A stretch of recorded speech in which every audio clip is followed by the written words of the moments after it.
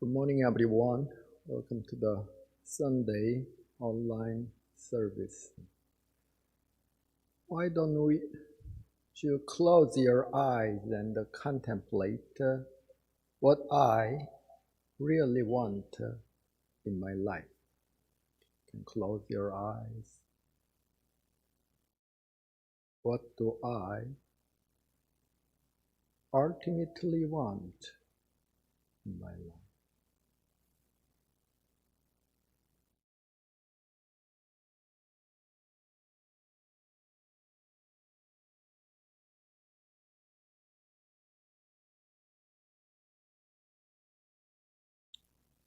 You can open your eyes now. Probably what I want is better health, or more successful career, or more nicer car, etc. But what we really want, ultimately want, is the happiness or freedom in our life.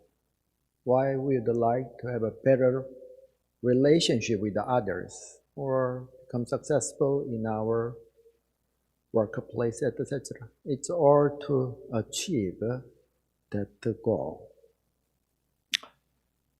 But the problem is we do not know the path, how to achieve that goal. We think we know, but we may not know the exact path.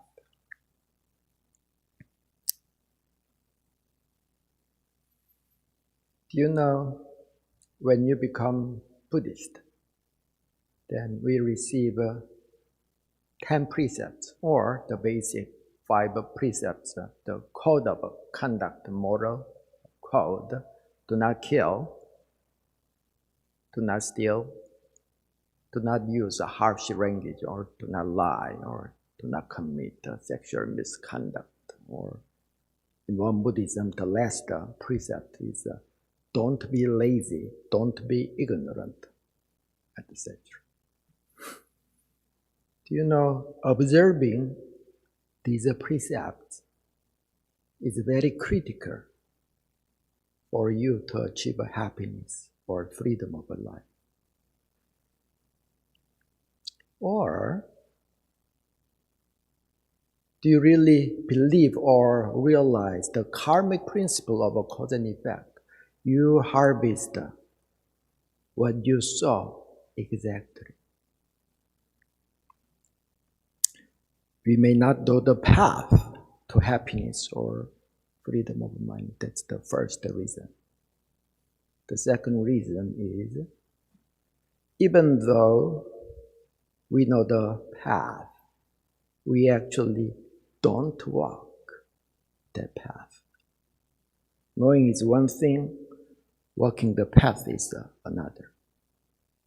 One of my father's friend is a medical doctor for his whole life, but he suffered from diabetes.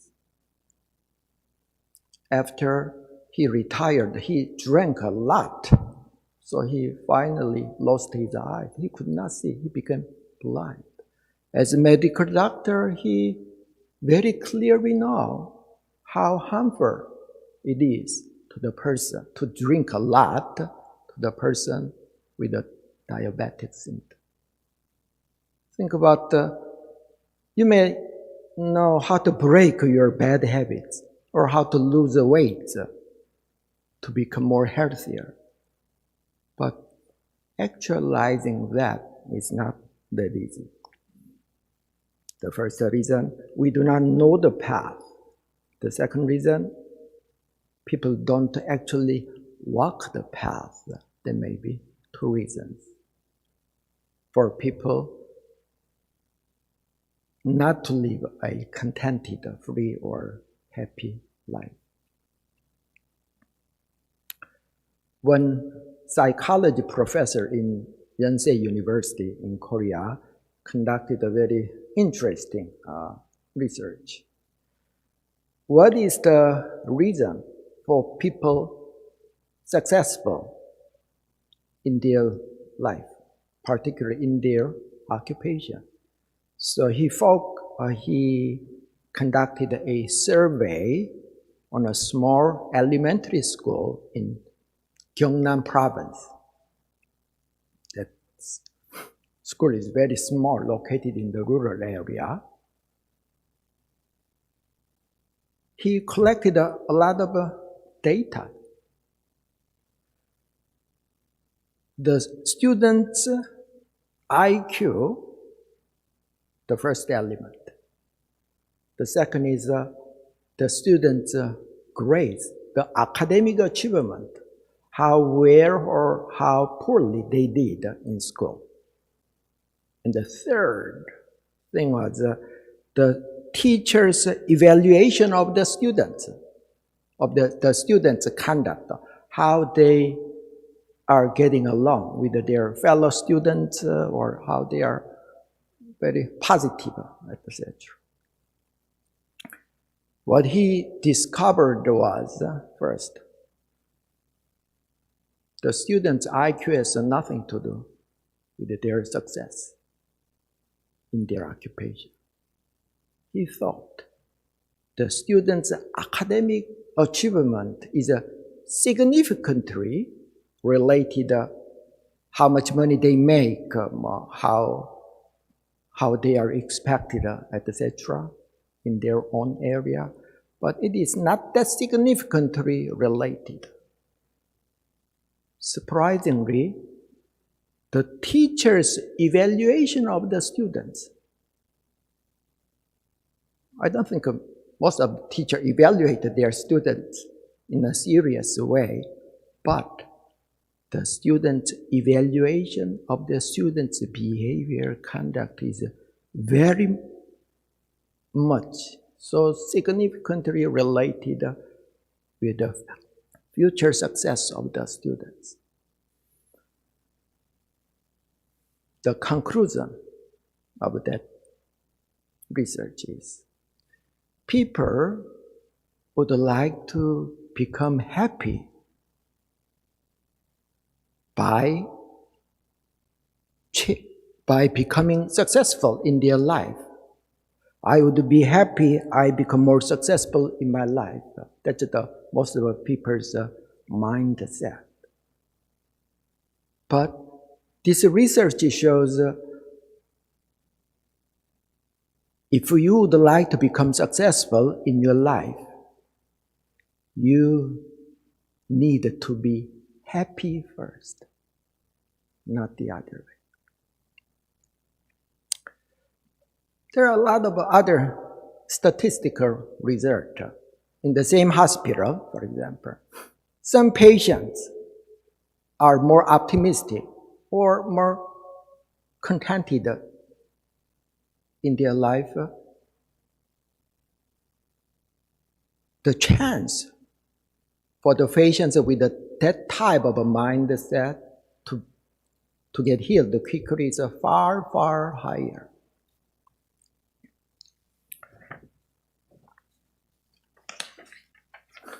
When my external conditions become perfect, I become more successful in my occupation, better health, better relationship, etc. Then I would become happy. This type of a mindset is like if you are a climber, when we hike to the top of the Catskill Mountain, only after I stand at the top of the mountain, I will enjoy myself.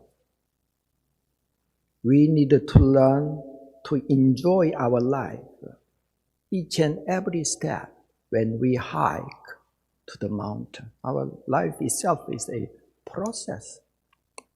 So our founding master said, the study of any science has a limit to its use, but if you learn how to make the mind function, this study can be utilized without a moment's interruption.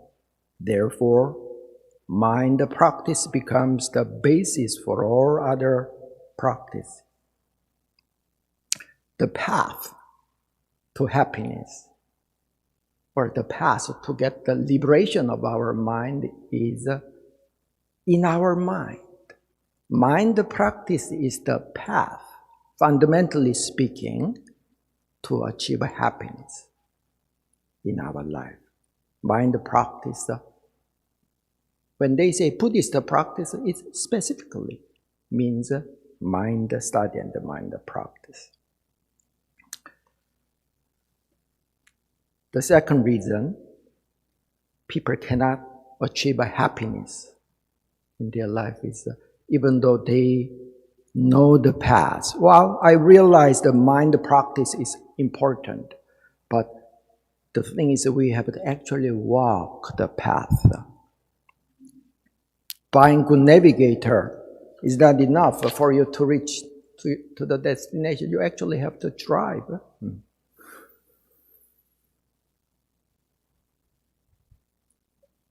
But think about breaking your bad habits, or forgiving others, letting go of resentment, or whatever area they are. It's not easy to put that into action. If we forgive that person, if I let go of this or that attachment, I would become far more liberated person. But it's not easy to put that into action. That's why we need to train our mind.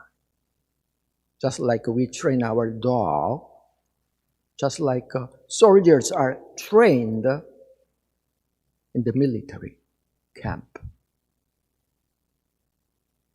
When we exercise, when we train our body, all the muscles become more stronger. In that way, we need to train our mind. Do you know how many people are there in the emergency unit in the general hospital because they were bitten by dogs? They were bitten by dogs, their pet, because the dogs were not trained. Untrained mind is far more dangerous. Or your bad habits, jealousy, comparing mind, or kind of the unwholesome state of our mind in our life fundamentally originate from untrained mind. So Buddha said, training, what could be more meritorious than training your mind? That's what the Buddha's word. How can we train our mind? Specifically, what does that mean to train our mind? When we say mind practice, what does that mean? Training our mind means threefold practice, threefold training, making our mind calm and peaceful.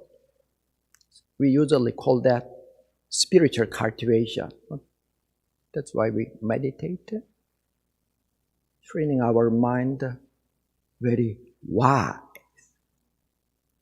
That's why you listen to this Dharma talk or read the scripture. The training our mind so that our mind can be righteous.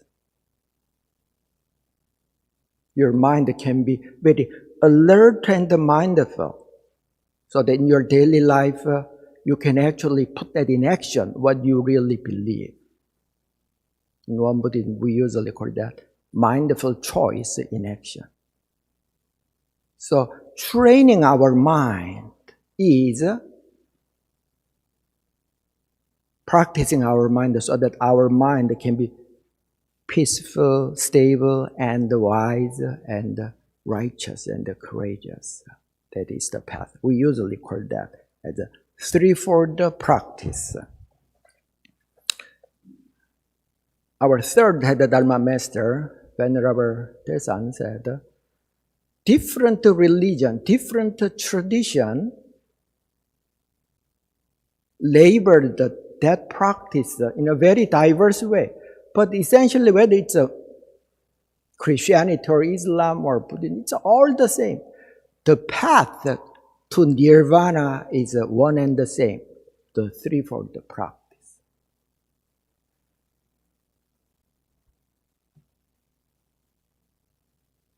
Mind practice one. Why don't you close your eyes and think all together?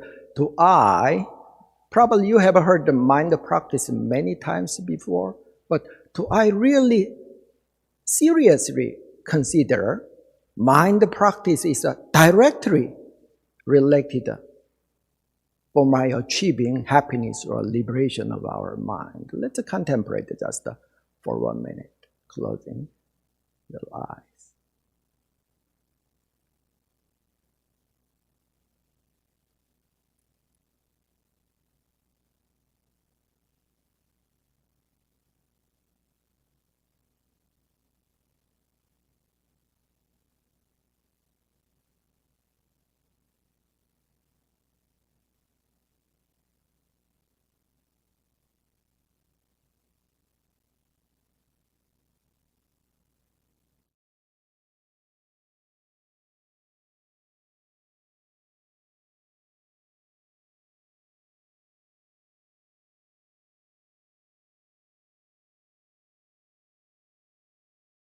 Now you can open your eyes. Training our mind or mind practice is a journey, an inner or spiritual journey. Just like when we drive, sometimes we encounter some uphill, steep hill. In this journey, in this particular journey, we encounter many obstacles, so many hindrances. The hindrances may not be, for example, when you meditate, some snoring person next to you, or uncomfortable seat, or unsympathetic spouse, etc. They may be kind of an obstacle. But true obstacle in this matter, true enemy troop is very mental. Your disbelief, laziness, ignorance, this kind of.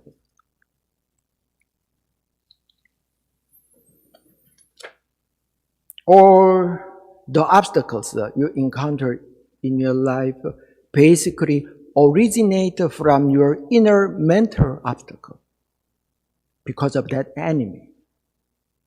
Our founding master or Buddha used some military terminology, a better world, better between Mara and the Dharma.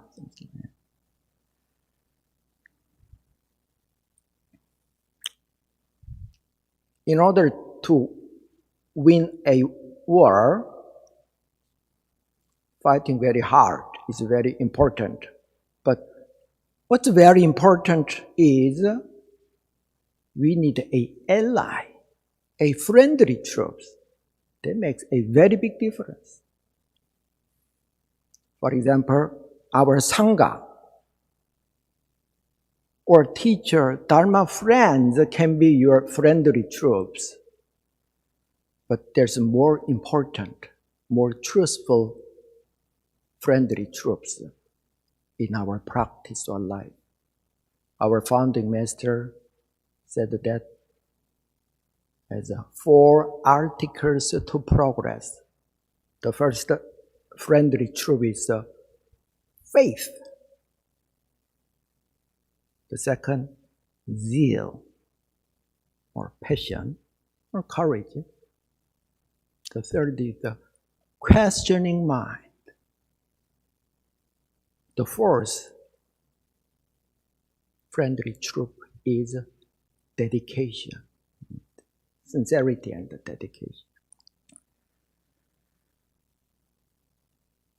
If you think your practice is not going well, or you're not that successful in some area, in human relationship or in your career, whatever area.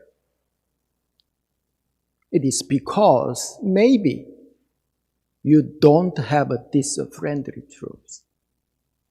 Faith, zeal, questioning mind, and dedication. For example, when you decide, you get up early in the morning and you plan to drive to Washington, D.C., you start the engine. Wow, you can hear strange noise from your car. Your car starts to rattle, the trembling. How can you drive that car the long distance? Because you cannot trust that vehicle. We would like to live a perfectly happy or liberated life. But people do not know the path, exact path or shortcut. So who knows that path exactly? For example, my mother loved me very much.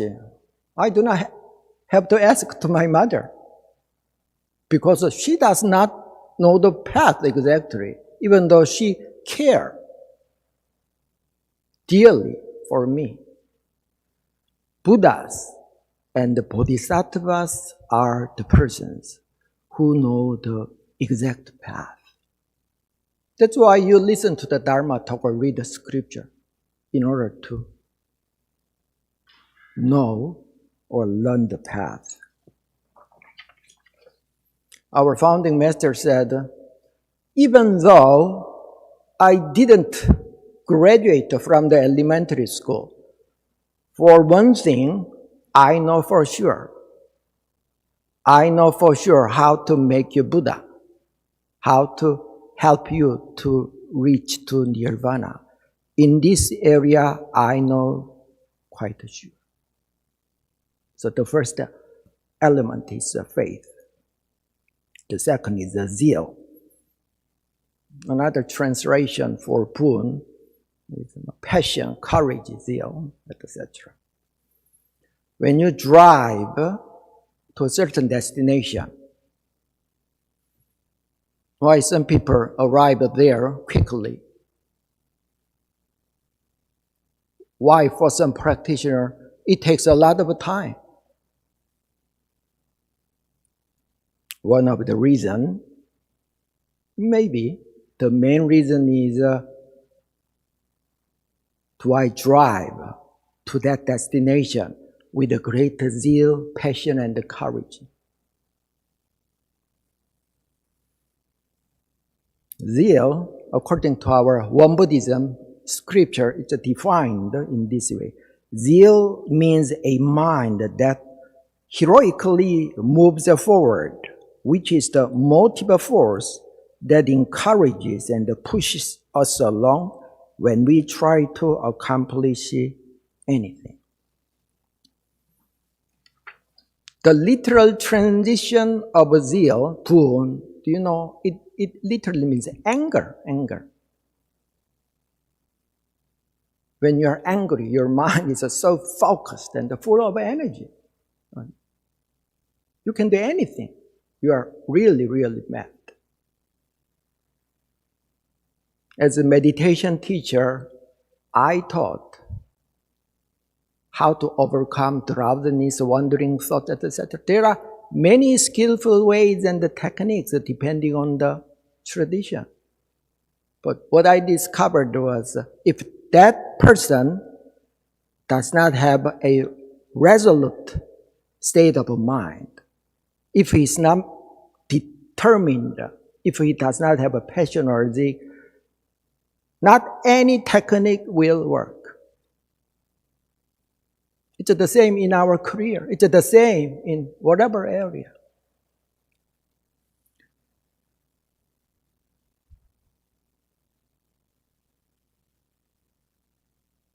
The third friendly trope is a questioning mind.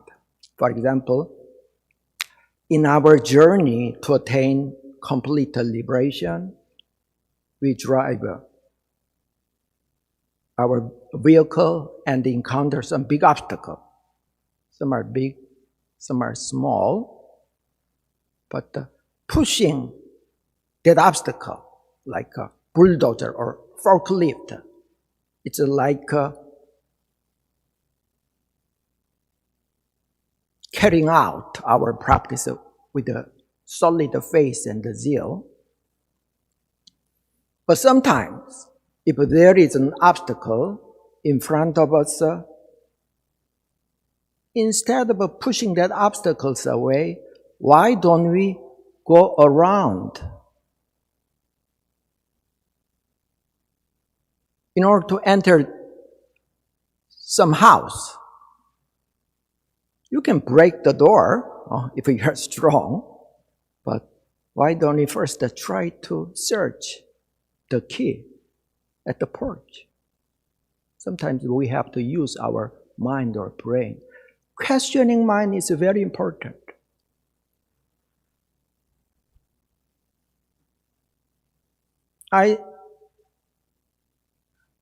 Ever since I became a Won Buddhist minister, I practice sitting meditation a lot, probably a little more than the average Won Buddhist minister.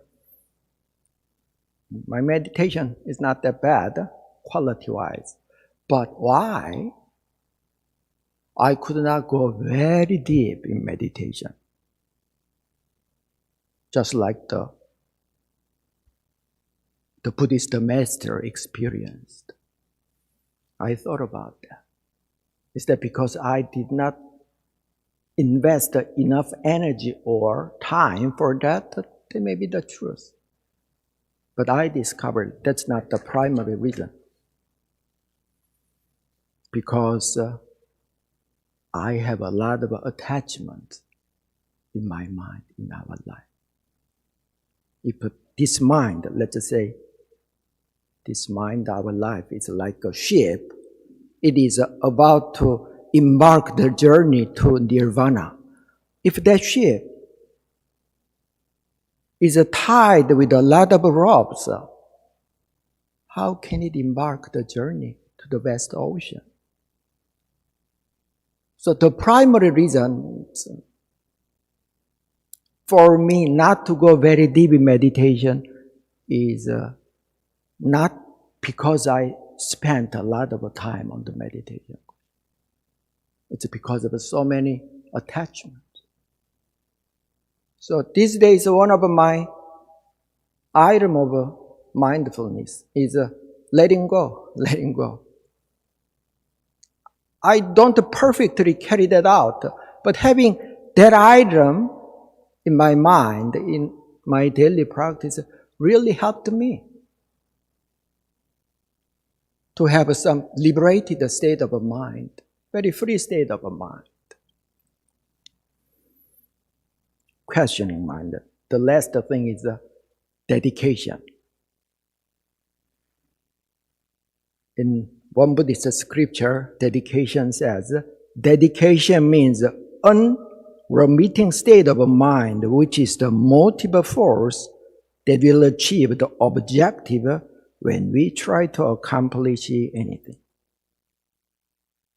Spiritual journey is not short track. It's a marathon. If you would like to achieve some grand or great thing, it takes more time. It's more difficult to achieve that. That's the law of the universe, which you cannot change. The hare and the tortoise story, what we learned in the elementary school, it's a great, great lesson to the practitioner. Steady and slow win the race. Before I moved to the Won Dharma Center, I worked at the Won Institute of Graduate Studies. It's a Won Buddhism seminary. We all lived together along with the minister in the dormitory. which used to become the Westminster Seminary Dormitory. It's a very old building. After morning meditation, all people, ministers and the pre-ministers, clean their own area before breakfast, around 30 minutes. My area was the basement. When I first went down to the basement and turned off the light, I was very much surprised. It's a very spacious area, as big as this meditation hall, with a lot of stuff like all the furniture. But on the floor, there were so many centipedes. How could there are so many centipedes in one spot? I could see more than 20 centipedes. As soon as I turn on the light, they start to move away.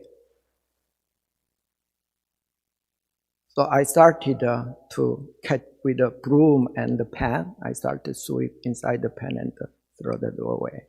The next day, it's the same number, like 20 centipedes.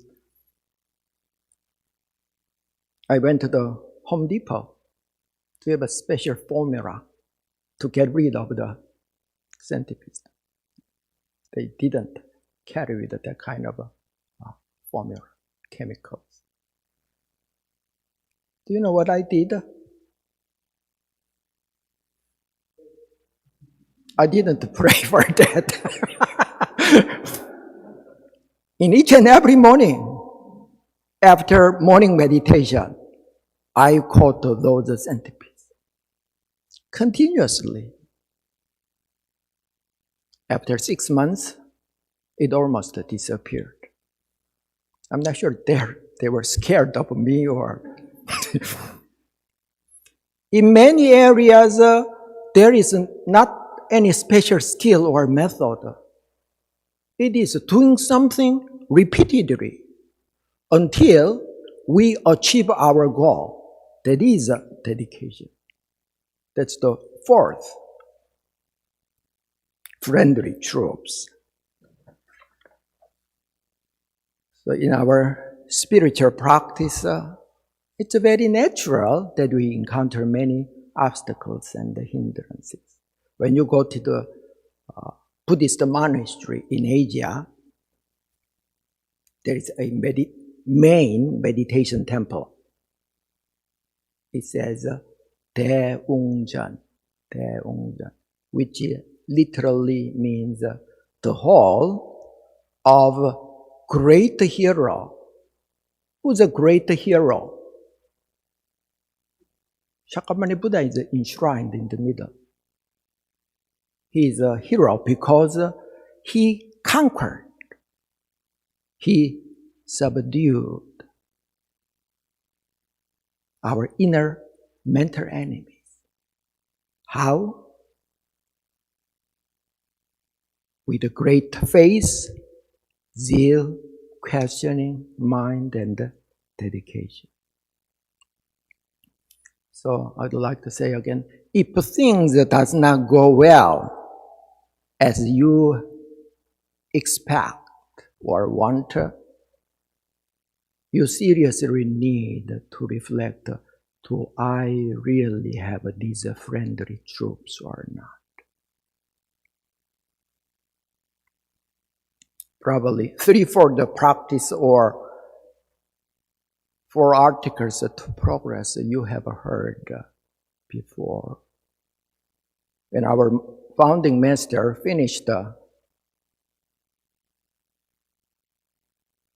writing Won Buddhist canon, a couple of his followers asked, wow, he wrote that in Korean. In those days, learned people worshipped Chinese literature. They say, it's so easy, so plain. But our founding master asked to them, can you practice it? after Sunday Dharma talk, these days I don't receive the feedback, but before the COVID-19, some people come to me and they say, Reverend Yoo, I loved your talk. Your talk was great. But I'm not here, or you are not there to evaluate the talk. Our mindset should be shifted. Some people said, I learned a lot, but that's better. There are many people at the Won Dharma Center or Philadelphia, one temple, they learned a lot and leave the Sangha because they think there is nothing more to learn anymore. We read the scripture, we come to the Sangha, we join the service, not for learning, in order to practice that in our daily life. That is the direction. So the good response should be, sometimes they say in this way, wow, because of your talk, I could reflect my practice, reflect my life. It really helped. That is the direction of listening to the Dharma talk or our learning scripture. One last story. There is one Korean Won Buddhist who practiced Won Buddhism for a very long time. He learns a lumber business. He imported lots of cut tree, the log, and sell that in Korea. But one day he discovered his business partner fooled him for a long time. He was completely swindled. He may lose all his business that he built for his whole life. He was so mad and he decided in his mind to kill that person.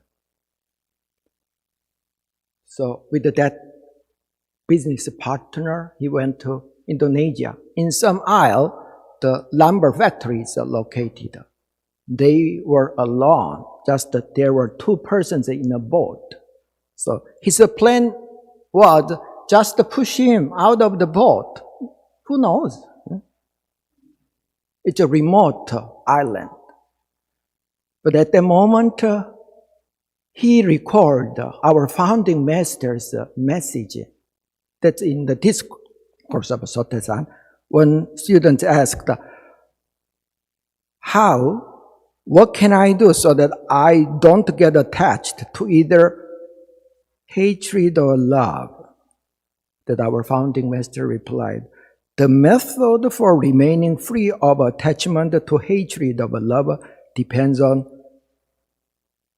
knowing how to redirect your thoughts well. Redirecting your thoughts well. That passage arose in his mind and he changed his plan. So, whether it is online or some physical Sangha, we are here not for the sake of learning. Why do we learn? To put that into practice in our life. Just like that businessman, lumber businessman. So, today, probably 3 for the practice, or articles to progress. You may read that, but why don't we deeply reflect, do I really have that friendly truth? So why don't you close your eyes and contemplate that for 1 minute?